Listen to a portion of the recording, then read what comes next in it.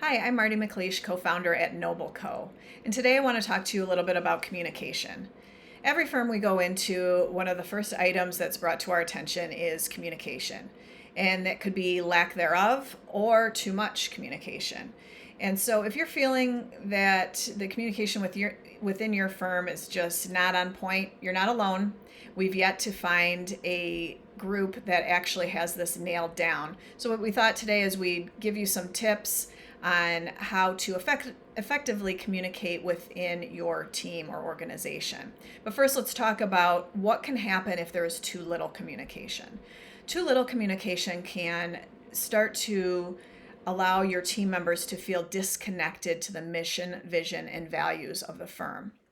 And then really they can become disengaged, kind of going through the motions and just really becoming an employee that could be at risk of you losing due to them just being disengaged and not really feeling like they're a part of something. And then lastly, oversight can occur. So if you as a leader are not communicating the necessary items, dates, information that needs to be passed down to your team, things can get lost, things can get missed, and then that can cause bigger problems down the line. Now let's talk about too much communication. And this is one where, the lines for the organizational hierarchy can really become blurred because there's too much communication can allow team members to feel a certain level of authority in areas that they might not be equipped to have that level of authority.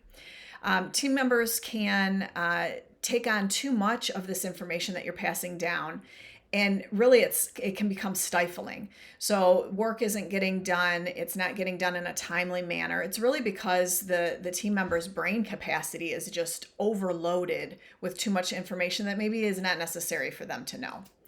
And then it brings you, as a leader, into the day-to-day mix of the team environment, and that's not necessary. If you're communicating too much, folks are going to be coming back to you and asking questions, and it just creates this environment that takes away from you spending time where you're most valuable.